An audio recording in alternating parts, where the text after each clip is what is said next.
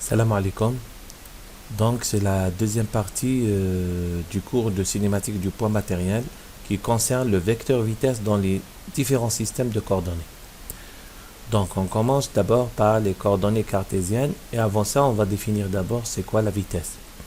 Alors, soit OM, le vecteur position du point M à un instant T. Voilà, OM à l'instant T. À l'instant T plus delta T, le point M passe en M'. Le déplacement du point de M à M' est exprimé par le vecteur déplacement MM'. Et nous avons MM' qui est égal à OM' moins OM. Et nous pouvons, si nous appelons OM le vecteur R et OM' le vecteur R', alors MM', ça sera le vecteur delta R. Nous appelons la vitesse moyenne du mobile entre les deux instants M et M'. Donc, V moyenne est égal le vecteur MM' sur delta T, c'est delta R sur delta T. Maintenant, si MM' devient très petit, donc lorsque delta T tend vers 0, la projection sur les axes des coordonnées nous donne V moyenne est égal delta X sur delta T I, delta Y sur delta T J, plus delta Z sur delta K K. Ça, c'est les projections de ce vecteur-là, delta R sur delta T. N'oubliez pas que c'est la division d'un vecteur par un scalaire, donc c'est un vecteur. Donc on va faire tendre delta t vers 0 et la vitesse moyenne devient une vitesse instantanée. Donc la vitesse instantanée du point M, ce n'est que la limite de delta R sur delta t lorsque delta t devient très petit et on appelle ça la dérivée du vecteur position par rapport à temps. Donc la vitesse instantanée, c'est la dérivée du vecteur position par rapport au temps. Alors, en coordonnées cartésiennes, donc si OM s'écrit R de t xi plus yj plus zk, donc la vitesse v, il suffit de dériver R, donc c'est la dérivée de x par rapport au temps, puisque i plus dérivée de y par rapport au temps j, plus dérivée de z par rapport au temps k, puisque i, j, k c'est des vecteurs constants, donc nous dérivons juste les composantes.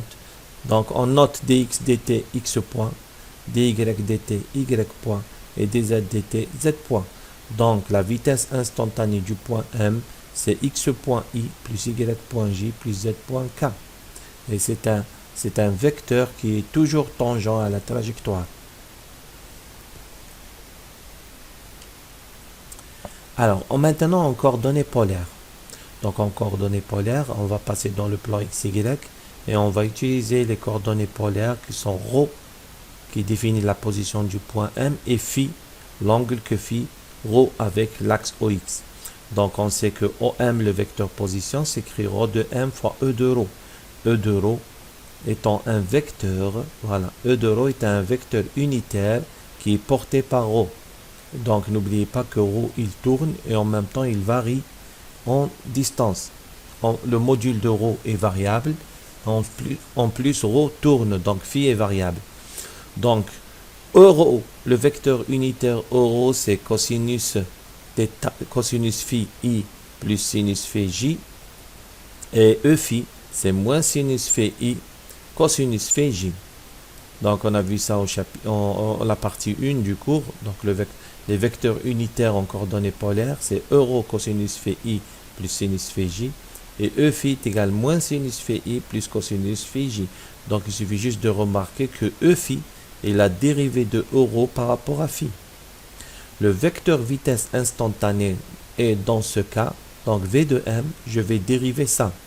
Donc la dérivée du premier, la dérivée de ρ euro par rapport à dt est égale à la dérivée de ρ par rapport au temps fois euro plus ρ, la dérivée de euro par rapport au temps. Alors, la dérivée de euro par rapport au temps est égale à la dérivée de euro par rapport à phi, que multiplie la dérivée de phi par rapport au temps. Donc, ça, c'est phi point, c'est la vitesse de rotation, et ça, c'est e phi. Donc, est égal à phi point e phi. Donc, la dérivée de euro par rapport à dt, je peux l'exprimer sous forme vectorielle, c'est phi point k vectoriel euro, parce que phi point est un vecteur qui est selon k. Donc k est sortant, il sort de l'écran. Donc qui est perpendiculaire à IJ, qui est sortant de l'écran. Donc si je mets le vecteur vitesse phi point selon k, donc je remarque que phi point k vectoriel euro, ça me donne phi point e phi. Donc la dérivée d'un vecteur unitaire par rapport au temps, c'est le produit vectoriel du vecteur rotation par le vecteur lui-même. La même chose, donc dE phi par rapport à dt est égal à dE phi par rapport à d phi fois d phi par rapport à dt, ça c'est phi point, et 2e phi par rapport à, si je prends e phi, je le dérive par rapport à phi, donc le sinus phi, ça devient un cosinus phi, donc j'ai moins cosinus phi ici, et le cosinus phi qui devient moins sinus phi, et ça c'est moins euro. Donc ça donne moins phi point euro. Et sous forme vectorielle, je vois que dE phi dt aussi, c'est phi point k vectoriel euro, e phi. Parce que k vectoriel e phi, donc k qui est sortant vectoriel e phi, me donne moins euro. Donc phi point k vectoriel e phi qui est égal à moins phi point euro. Donc à la fin, j'ai v de m qui est égal à rho point euro plus rho et d euro dt, c'est phi point e phi. Et vous pouvez remarquer que rho point, elle suit euro, donc elle est parallèle à rho, c'est une vitesse radiale, rho point euro. Et rho phi point, c'est ce que vous avez l'habitude d'appeler en terminale r oméga, donc c'est une vitesse tangentielle. Donc rho phi point, voilà, rho fois phi point, c'est une vitesse tangentielle. Donc ici, la vitesse est composée de deux termes, un terme radial qui suit le rayon, et un terme tangentiel qui est tangent à la trajectoire. Et la résultante, rho point euro plus rho phi point e phi, elle est là. Donc je suppose que ça c'est la vitesse radiale et ça c'est la vitesse tangentielle. Donc la somme vectorielle des deux vitesses c'est v. Donc rappelez-vous, en coordonnées polaires, la vitesse est composée de deux termes. Un terme radial, la vitesse radiale, et une vitesse tangentielle. Le vecteur vitesse en coordonnées cylindriques. Donc, les coordonnées cylindriques, c'est tout simple. C'est les coordonnées polaires plus z. Donc, la dérivation. Donc, le vecteur vitesse, il suffit juste d'avoir les vitesses pour les coordonnées polaires. Donc, rho point euro plus rho phi point e phi, la vitesse radiale, la vitesse tangentielle, plus la vitesse axiale. Donc, z point ez. Donc, il me reste juste à dériver le z. Ça me donne z point ez. N'oubliez pas que ez ici, c'est k. Donc, ez et k, c'est le même vecteur. Donc, vous pouvez mettre k comme vous pouvez mettre ez. Donc, en coordonnées cylindriques, j'ai trois vitesses. Une vitesse radiale, une vitesse orthoradiale, ou la vitesse tangentielle, si vous voulez. En coordonnées polaires, c'est la vitesse tangentielle.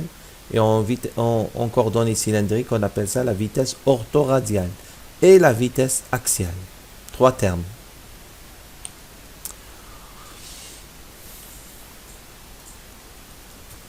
Maintenant, la vitesse du point M en coordonnées sphériques.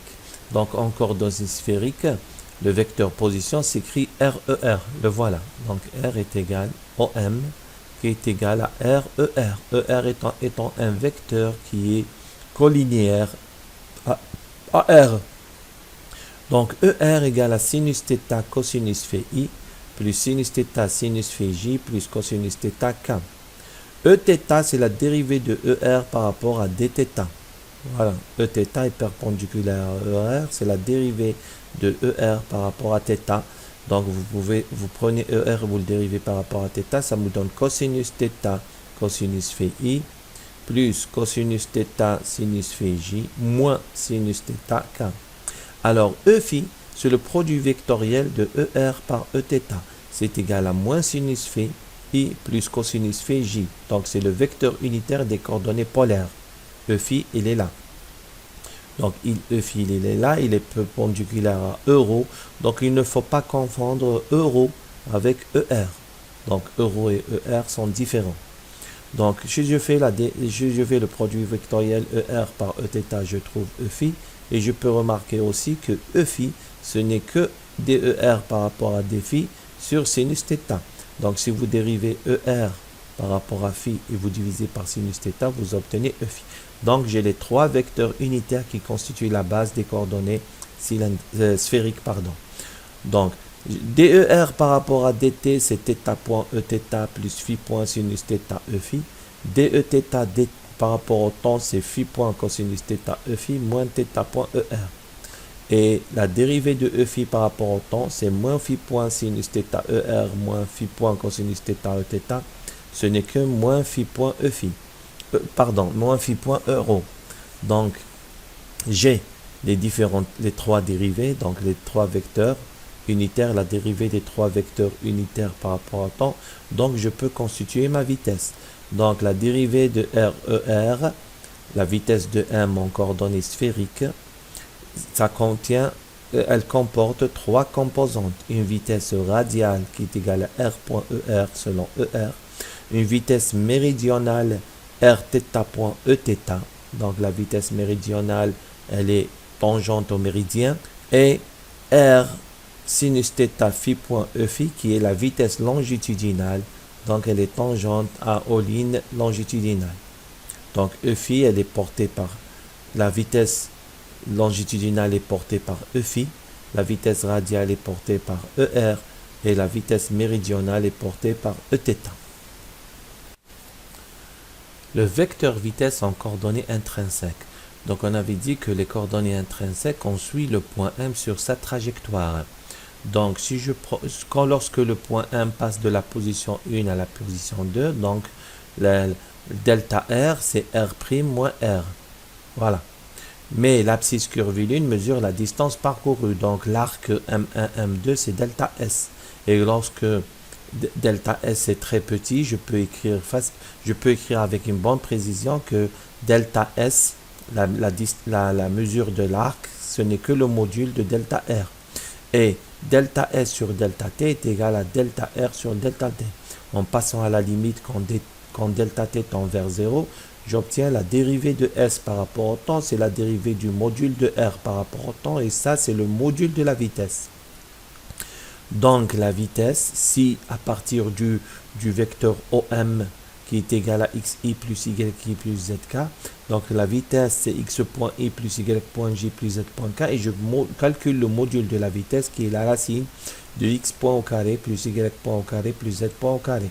Donc pour les coordonnées intrinsèques, il y a une relation directe entre la vitesse en coordonnées cartésiennes et la vitesse en coordonnées intrinsèques. Donc il faut avoir la vitesse en coordonnées cartésiennes pour pouvoir calculer la vitesse en coordonnées intrinsèques, et à partir de la vitesse, on va intégrer. Donc dr ou bien ds qui est égal à v dt. Donc l'intégrale de ds, c'est l'intégrale de v dt. À la fin, après intégration, j'ai s moins s0 quand j'intègre ds, c'est s de t moins s de t0 qui est égal à l'intégrale de t0 à t de v de t dt. Donc il faut intégrer le module de la vitesse pour avoir s. Alors, la vitesse, elle est portée par le vecteur tangent à la trajectoire. Donc le vecteur unitaire ET, c'est le vecteur vitesse divisé par ce module. Et EN, il est perpendiculaire à ET, dirigé vers l'intérieur de la courbure.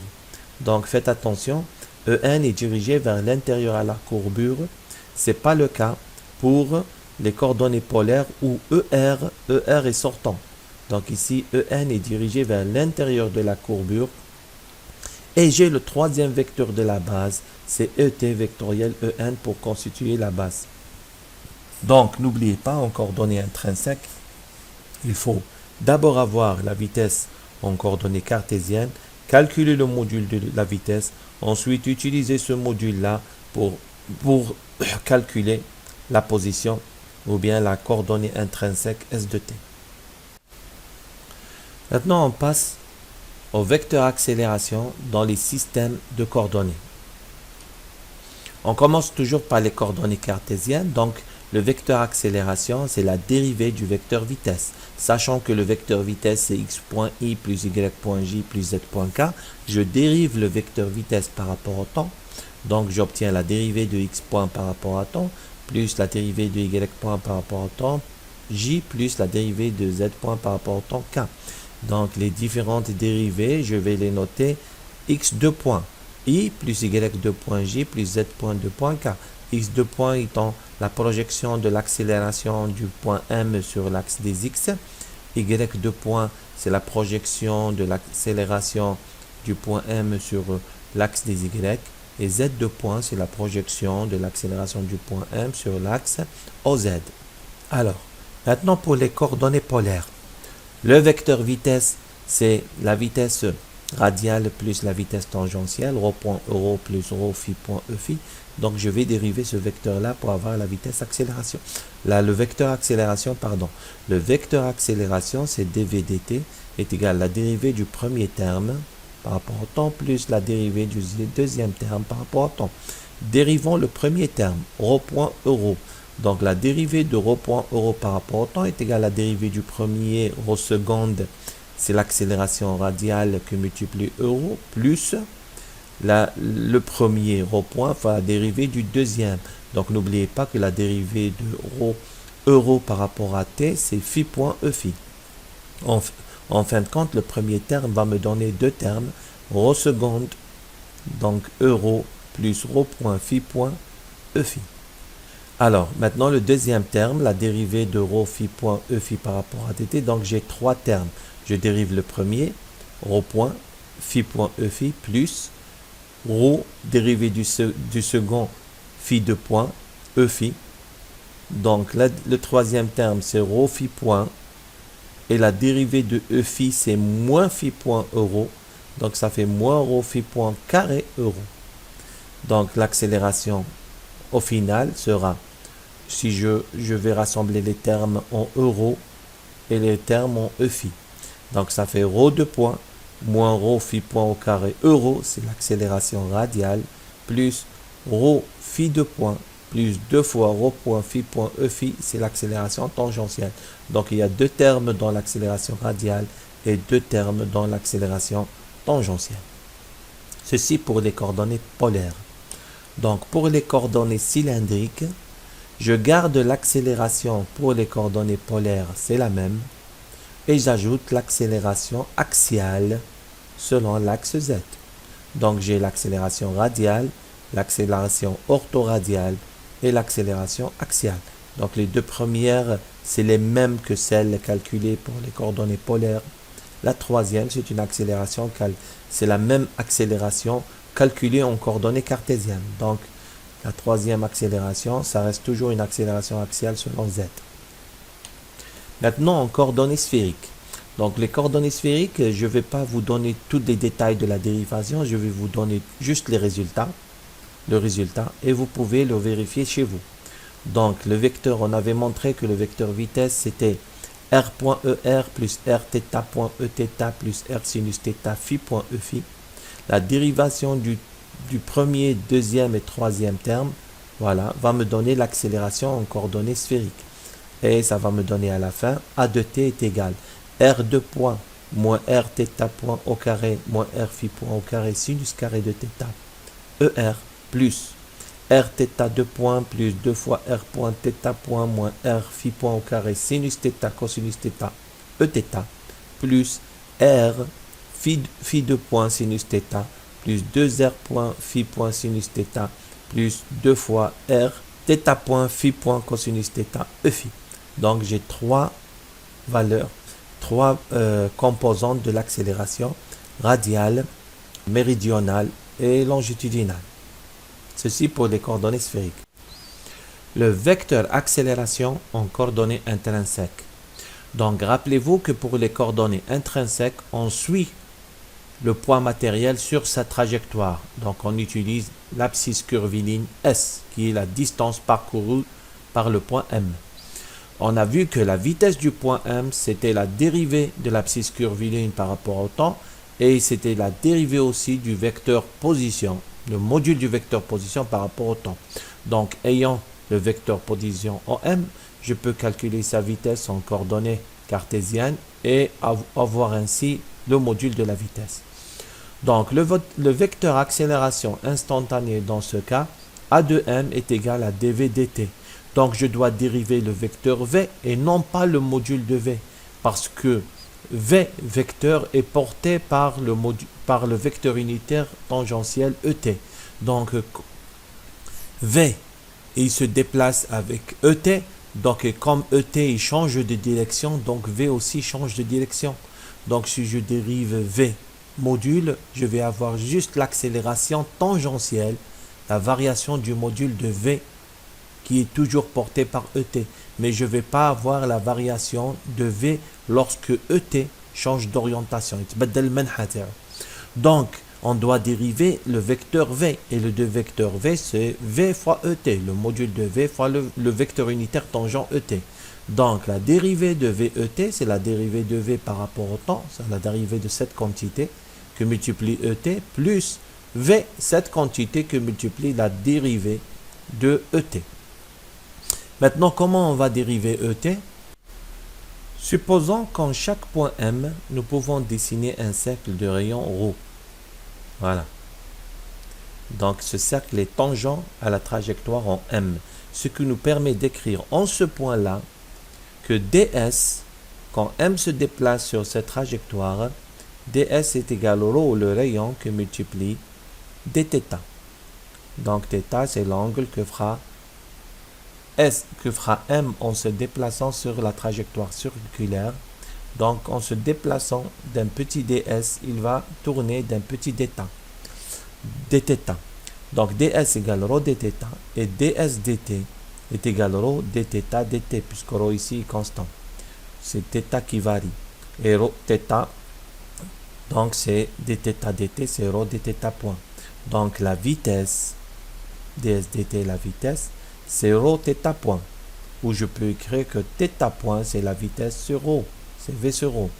Donc, ce qui donne pour l'accélération a de m, qui est égal dv dt, c'est la dérivée seconde de s par rapport au temps, c'est s de point fois e de t, plus v det dt, donc c'est θ point en, parce qu'on sait que lorsque je dérive eθ, lorsque je dérive le vecteur tangentiel et, j'obtiens θ point en, d'après les règles de dérivation d'un vecteur tournant. Donc v θ point en, et θ point c'est v sur ρ, donc ça fait s de point et plus v carré sur ρ en. Finalement, a de m est égal à une accélération tangentielle plus une accélération normale. L'accélération tangentielle, c'est la dérivée seconde de s par rapport au temps. Et l'accélération normale, ce n'est que v au carré sur ρ. Ceci termine la deuxième séance du cours de cinématique. Salam alaikum.